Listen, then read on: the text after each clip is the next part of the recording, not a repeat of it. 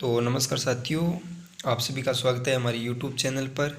तो आज साथियों इस वीडियो के अंदर हम बात करने वाले हैं कि BLIS यानी लाइब्रेरी साइंस का एग्ज़ाम है वो 2023 का अभी होने वाला है और अभी एग्ज़ाम में बचे हैं सिर्फ साथियों 1 महीना। तो आज इस बुक में हम क्या पढ़ेंगे वो आपको बताने वाले हैं कि हमारे पास में बुक है साथियों, वो BLIS 0.2 है। तो इस बुक में कौन कौन से टॉपिक इम्पोर्टेंट है, कौन कौन से में पढ़ने हैं और आज कौन से टॉपिक हम पढ़ रहे हैं वो एक बार आपके साथ शेयर जरूर करेंगे। सबसे पहले इस बुक के अंदर हम चलते हैं और इसमें जितना भी हमारा सिलेबस है उनके आधार पर पूरी डिटेल आपको एक साथ एक स्थान पर मिल जाएगी। यानी वर्धमान महावीर खुला विश्वविद्यालय कोटा से कर रहे हैं हम ये कोर्स, तो यहाँ पर पूरी जानकारी दे रखी है सिलेबस की। उनके बाद में आज हमें पढ़नी है साथियों इकाई नंबर 1, इकाई नंबर 2, इकाई नंबर 3। तीनों इकाइयों में क्या चीज़ दे रखी है वो भी आगे एकदम विस्तृत जानकारी के साथ में दर्शाई गई है। तो यहाँ पे देखो इकाई नंबर 1, इकाई नंबर 2 और इकाई नंबर 3 है। तो आज हमें इकाई नंबर 3 पढ़नी है क्योंकि 2 हम पहले पढ़ चुके हैं। तो इकाई नंबर 3 हमें पढ़नी है।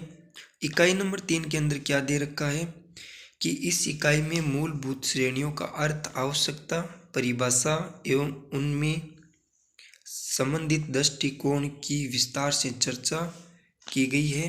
5 मूलभूत श्रेणियां व्यक्तित्व, पदार्थ, ऊर्जा, स्थान एवं कला की चर्चा करते हुए आवर्तन एवं स्टार की आवश्यकताओं को समझाया गया है।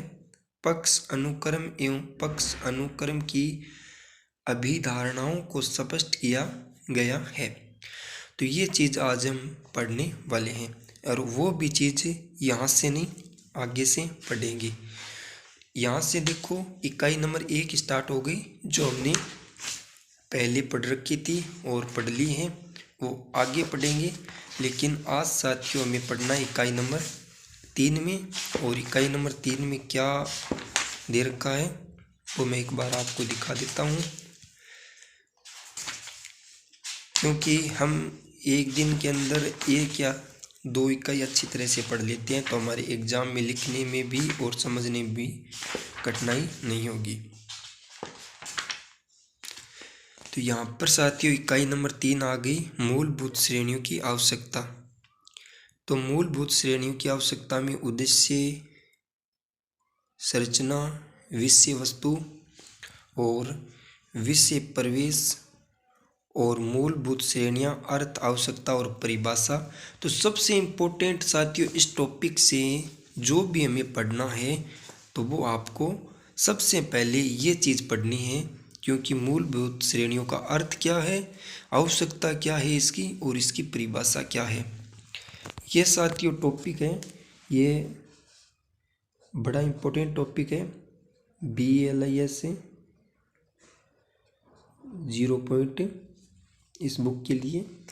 तो इसको यदि आप पढ़ लेते हो तो आप कोई भी इससे संबंधित क्वेश्चन आए तो इसमें यहाँ से उत्तर है, आपको एक वाक्य में, एक शब्द में या अधिकतम 30 शब्दों में भी लिख सकते हो, क्योंकि यह चीज़ इसमें आपकी सही मान्य होगी और इसमें आपको नंबर भी मिलेंगे, क्योंकि यहाँ पर अलग अलग अर्थ भी बताया गया है, परिभाषा भी बताई गई है।